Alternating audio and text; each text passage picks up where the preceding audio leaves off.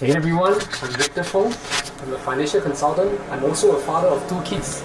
During the start of the circuit breaker measures here in Singapore, where the coronavirus season is happening, my son passed me this book, 32 Things Kids Need from a Dad by Jay Payleitner to read. I think he wants to build a closer relationship with me so that I can apply these skills to have fun with him during this work from home and he studying from home season. So I've been reading a chapter a day.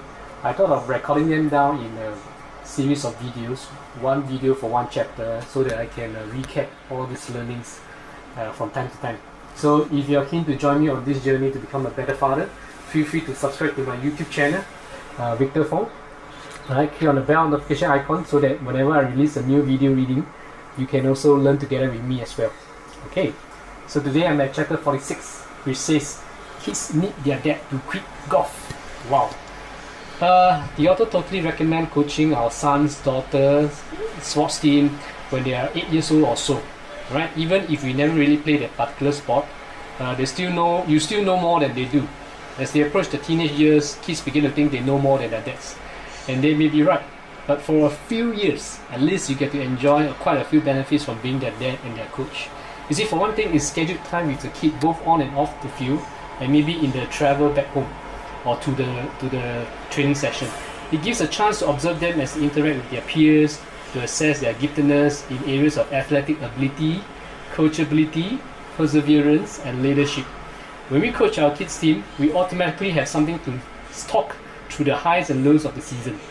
You see, this conversation may include setting personal goals, game day strategies, analyzing the strengths and weaknesses of teammates, and even asking our son or daughter for advice how we can become a better coach. Right, so for the author, he has 5 kids. So for all 5 of his kids, he made sure to coach them during the summer after their maybe primary 3 or primary 4 season. During those 10 seasons, he taught thousands of kids from his hometown to how not to throw like a girl, use your glove like a dustpan, squash the ball, run through the first base. Some of them got it, some of them didn't. Some of them went to play college ball years later, and that's fun to follow. Right, some play their last season of baseball or softball for their coach, which is the author, and that's okay.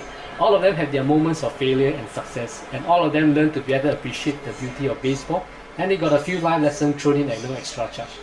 He, the author, also learned a lesson or two himself. Well, he remembered one pretty little good ball player who showed up faithfully every practice and every game. His mom always bought a book and would look up from a reading occasionally to see the action. His dad could never come to any of the games. Right? They played during the week, and apparently the dad traveled Monday to Friday. Because of rain out, they had a game rescheduled for Saturday, and this little guy was all excited because now he could finally show off for his father. So I remember him saying, "My dad can come to the game." I make a mental note to start him at shortstop. So on Saturday, the young man came to the field banging his head. I asked him what's going on. He told him, the author, that his dad couldn't come because he had to play golf. The kid was crushed. The author was angry. I would feel angry as well. The dad had no clue. Truthfully, maybe he didn't know the entire situation, never met the father, so couldn't judge what responsibility or burdens he's facing. Don't know about the relationship he had with his wife or with any other kids. But he does know this, that he missed out because on that morning in July, like so many other mornings, it came and went, an opportunity lost, a father-son moment that never happened. Well, okay, maybe the author said he shouldn't be blaming golf for the father's poor decision.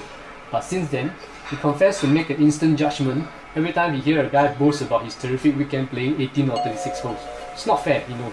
But he got a mental image of his son at home alone bouncing a tennis ball off the garage door. Without all the facts, it isn't fair to judge the commitment any man has to his family. But couldn't help himself, see?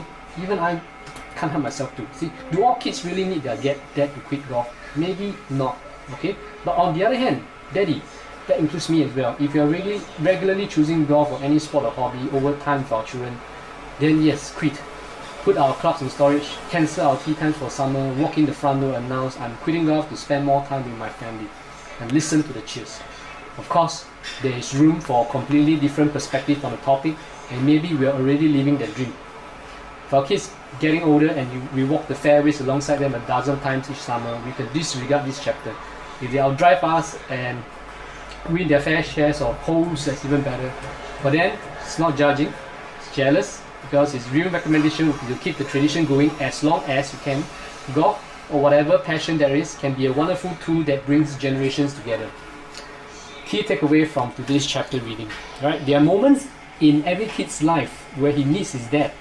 Unfortunately, a father can never know when that moment comes. The only choice, the best choice, is to be there every chance we get, even if that means rearranging our schedule, passing up a promotion, or putting one of our passions on hold. Frederick Douglass said, "It's easier to build strong children than to repair broken men." Alright, I hope we take this to heart. And that's it for today's reading on chapter 46. I look forward to read chapter 47, where we can all learn together to become a better father. Cheers.